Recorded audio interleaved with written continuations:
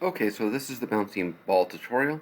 First thing you're going to want to do is go File, New. Make sure that you're under Film and Video and that you choose the HDTV. Go ahead and create that. You're going to have the guides. In order to get rid of the guides, you're going to go to View and Clear Guides. If your Create Video Timeline is not up, if you go to Windows and Timeline, notice how it went away. That's going to toggle your timeline, and you want to create a video timeline. We're not going to mess with the seconds at the moment, but I am going to move this up a little bit. Okay, if we have more time, not a big deal, we can crop it later. Remember that it's a purple layer, so that just means it's a drawing. I'm going to move on to the next step. So I went in and I made my drawing. Remember that you want to make it getting lighter as it goes towards the horizon line, and that you use the marquee tool and the not the paint bucket tool, but hold down and go to the gradient tool. So once you have your background in, we're going to map out where the ball is going to bounce. So we're going to go to Layer, New, Layer, and we're just making a regular old, drawn layer again. Okay, I'm going to make sure that my toggle is all the way at the end. I'm going to hit B for brush. I need to change that. There we go.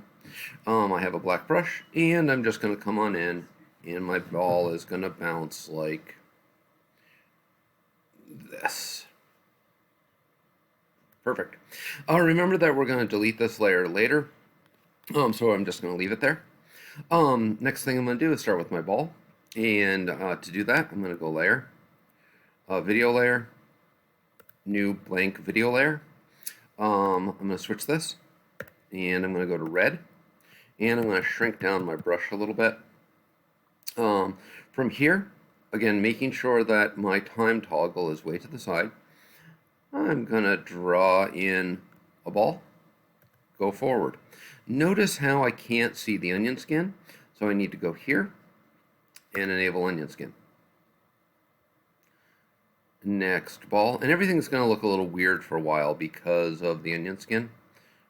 Remember that it's going to start to stretch as it heads towards the bottom. And this is going to get a little bizarre. And when it hits, it's going to flatten. Okay. So I'm just going to go that far. You can continue and get all the way over. But again, each time that you make a new drawing, you have to press the forward button. So I'll get that far, and I'm going to stop. I'm going to toggle off my onion skin, just so it goes back to red. And I'm going to go backwards. Hit play. Great. It was really fast. Not a big deal. Don't deal with any of the chime changes right now or pacing, because it will get really weird. Okay, so now let's just assume I have the ball all the way through. And what I'm shooting for is, so with the ball, I'm looking at something like this. And I did change the timing on it, okay? But again, don't mess with the timing. So now I want to make the shadow.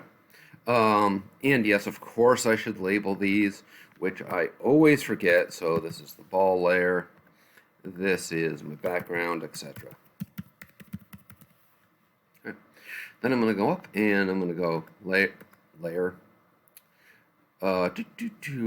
video layers, new blank video layer, and I'm going to label this new blank video layer shadows. Okay, now notice that the shadow is currently underneath the ball layer, which is actually a good thing, because that way the ball is going to be on top and the shadows will be below. But I'm not going to really worry about that all much at the moment, but I do think that bringing this layer up here does make sense. So now I'm going to go to my colors. I want kind of a bluish purplish color. Yeah. Let's go with that, kind of a bluish greenish, sorry, bluish grayish. I'm going to make a bigger brush. And I'm going to change my brush so that I have a soft round brush. And let's see what we're doing here. That's actually not terrible. I'm going to shrink it just a little bit. And so in this case, I again need to make sure that my toggle is all the way back. It is. Want to make sure again. I keep on emphasizing that. So I'm at the beginning, and I'm going to go below the red ball. Click below the red ball, and all I'm going to do, because it's fuzzy, is just kind of make this mark. I absolutely could turn on my onion skin right now. I don't think that's entirely necessary, because all I'm doing is just putting this mark below the ball.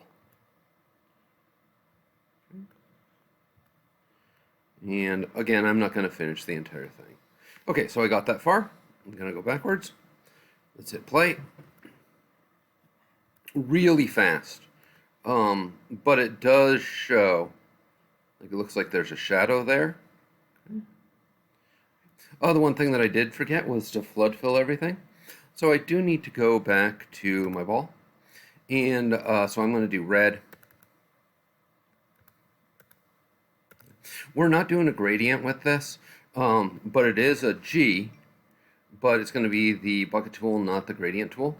I make sure I'm on my ball layer. Click, go forward, click, go forward. Remember that this is just figuring out the process, because we're going to be doing more complicated things with this. So as long as you get the process down, I'm not concerned that, the ball is round. I think that's sort of obvious. Okay, so now I look like I have a nice bouncing ball. It's working. Okay. I'm now going to go to my layer 1, which was the layer that showed the path of the ball.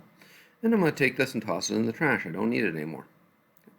And I'm not going to hit play because it's so fast. Okay, but this is the basic idea. If I want to change the timing at this point, and this does cause problems, okay, it really does. So if I want to change the timing, I can go to, the problem is that you're changing the timing for one thing, not all things.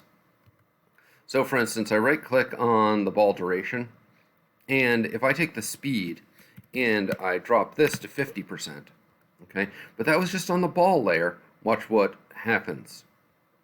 See how the shadow is not working correctly entirely anymore? So I have to also go to the shadow layer, right click, and I'm going to change this to 50%.